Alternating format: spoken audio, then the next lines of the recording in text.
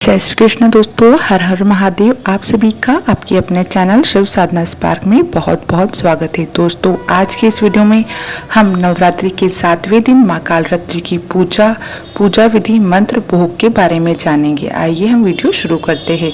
नवरात्रि का आज 7वां दिन है और इस दिन माँ दुर्गा की 7वीं शक्ति माता कालरात्रि की पूजा अर्चना की जाती है। माता कालरात्रि को शुभकारी, महायोगेश्वरी और महायोगिनी भी कहा जाता है।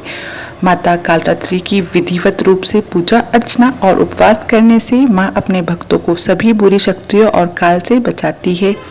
अर्थात माता की पूजा करने के बाद भक्तों को अकाल मृत्यु का भय नहीं रहता है। माता के इसी स्वरूप से सभी सिद्धियां प्राप्त होती है, इसलिए तंत्र मंत्र करने वाले माता कालरात्रि की विशेष रूप से पूजा अर्चना करते हैं। माता कालरात्रि को निशा की रात भी कहा जाता है। आइए जानते हैं माता कालरात्रि की पूजा विधि मंत्र और भोग के बारे में। माँ कालरात्रि का पूजा का महत्व दोस्तों, असुरों और दुष्टों का संहार करने वाली माता कालरात्रि की पूजा करने और सच्चे मन से प्रार्थना करने पर सभी दुख दूर हो रहते हैं और जीवन और परिवार में सुख शांति का वास रहता है।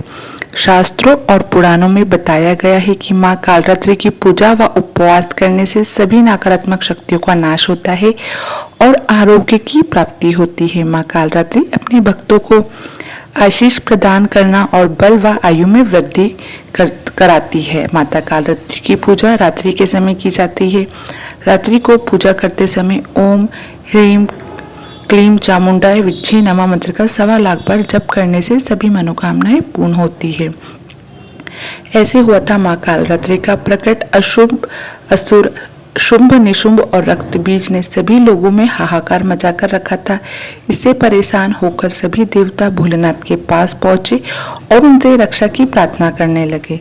तब भोलेनाथ माता पार्वती को अपने भक्तों की रक्षा करने को कहा। भोलेनाथ की बात मानकर माता पार्वती ने माँ दुर्गा का स्वरूप धारण कर शुभ व निशुंभ दैत्यों को वध कर दिया। जब माँ दुर्गा ने रक्त बीज का भी अंत कर दिया तो उसे रक्त से लाखों रक्त बीज उत्पन्न हो गए।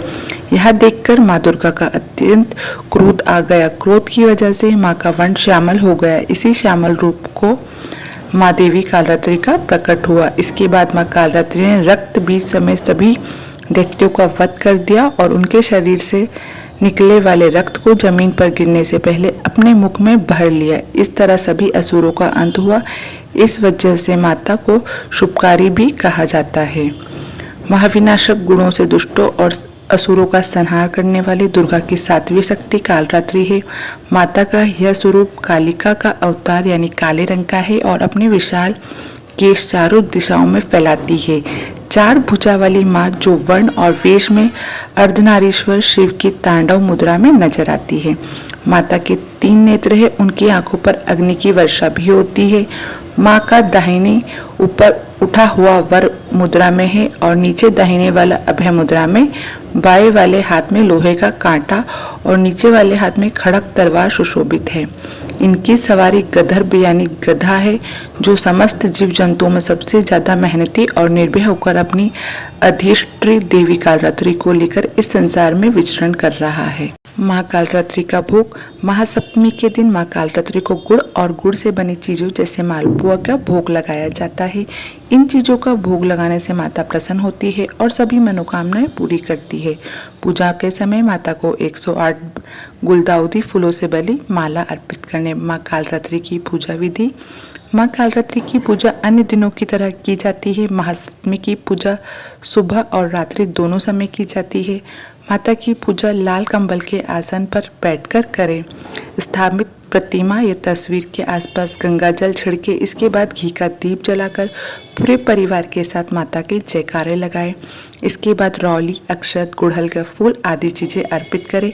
साथ ही अगर आप अग्यारी करते हैं तो लौंग, पताशा, गूगल, हवन सामग्री अर्पित करनी चाहिए।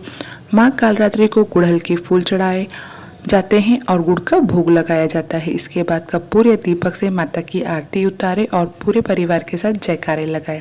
सुबह शाम आरती के बाद दुर्गा चालीसा या दुर्गा सप्तशती का पाठ करें और माँ दुर्गा के मंत्रों का भी जाप करना चाहिए।